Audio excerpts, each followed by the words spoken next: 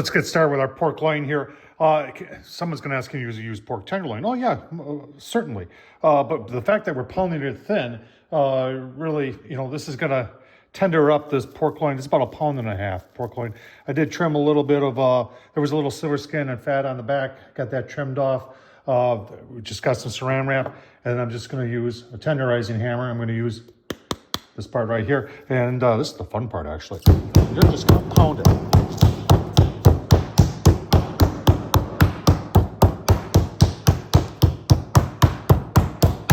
And we just want to get it thin, so I won't show you the whole process. I'm going to pound it till it's thin and then give you a look-see.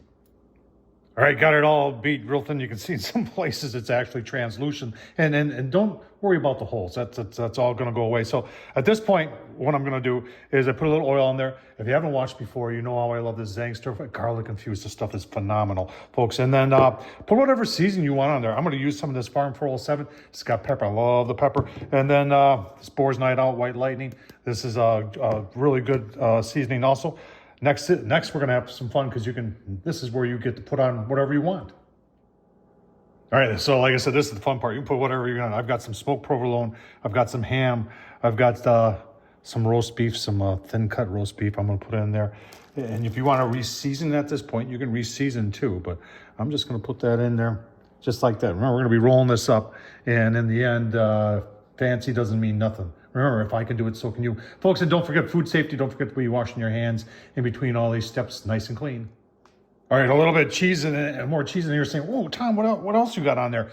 At the grocery store last night, and they make this there. And it's not a fancy grocery store. It's a Kroger.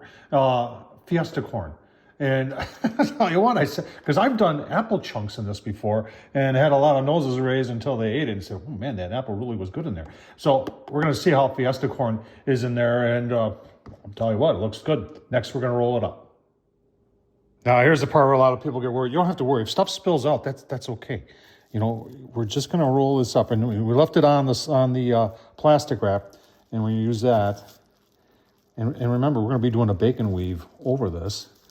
And we just roll it up just like that.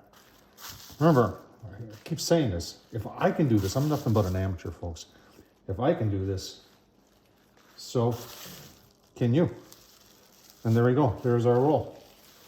So next thing is we're going to do the bacon weave on top of it. And we're almost ready to put it on the grill. All right, so next is the bacon weave, folks. Remember, there's nothing intimidating here. And in fact, use just regular cut bacon. Use the cheapest bacon you can find. You can see how I'm doing here. And all you're doing is alternating here where you just pulling back like this. I'm doing this on wax paper. Wax paper seems to work a little bit better than the plastic wrap. The plastic wrap sticks pretty good. And then back over like this. And then you just take the other roll and flip it back. Like that. Put the next piece on. I'm supposed to have the next piece ready, Tom. I know. And like that. And we'll finish up the next couple rows, and then we'll show you. You can trim this off on the end, or you just can tuck it in when you roll it up. A lot of times I'll just roll it up, and then if I need to trim it, I'll trim it then. So I'll finish up the last couple ones, and then we'll show you how we're going to roll it up. All right, so now let's just take our pork roll here and put it on top of our bacon. Like that.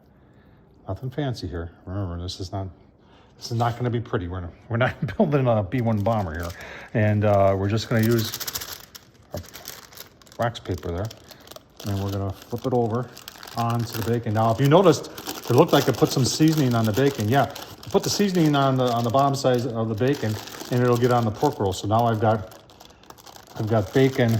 I've got seasoning on there, and at this point, we are pretty much just like that. We are ready to go onto the grill. And you can tuck all this in. I know you're saying, Tom, that looks like a mess. It's bacon, folks. It's going to shrink up, shrivel up, and either way, it's going to be delicious. Let's get it on the Char-Griller. All right, let's take a quick look at the setup before we get her going here. Smoke starting to roll here. I got my slider out, fire burning, 2 pecan chunks down on the ashtray. I've got another pecan chunk buried in the charcoal. I do use B&B charcoal.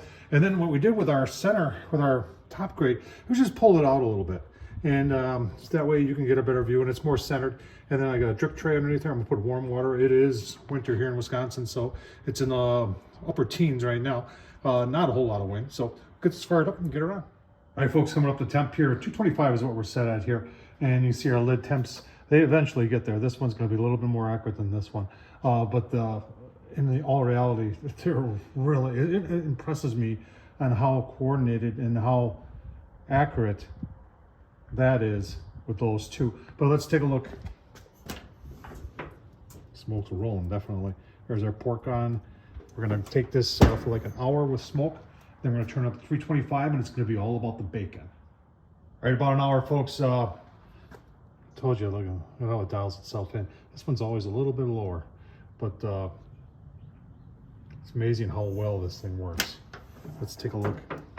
Get some nice smoke on there, look at that. I'm gonna turn it up now, 325, and get that bacon cooked. And you know, remember, we're gonna talk about the internal temp inside. It's pork, so 145-ish is gonna be just fine.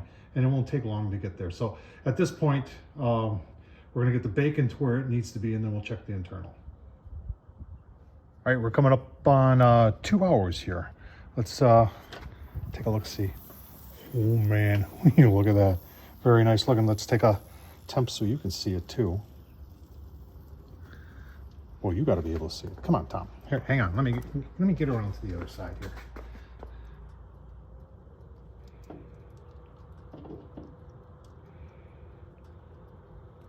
So 155. So that's definitely ready to come off. So we're gonna pull that off, let it rest for a bit, and we'll take a look-see. Oh man, will you take a look at that? I can't wait to open this up and see what it's like on the inside. Let's give a gander, shall we?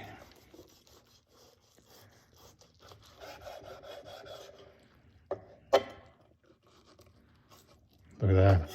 Look at the cheese oozing out of there. Oh man, that is beautiful right there.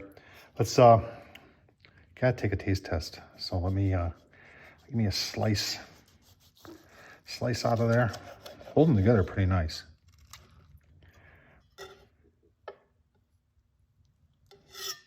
That's pretty. That was 2 hours.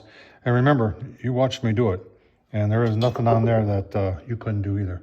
Remember, if I can do it, so can you. Oh man, there is a lot going on there. The taste is just wow. And like I said, this is not something fancy. I mean, remember, if I can do it, so can you. Want to wow your guests? Make them this, folks. Super simple to do. Remember, don't forget to watch and subscribe and do all that other stuff. I appreciate you watching, folks.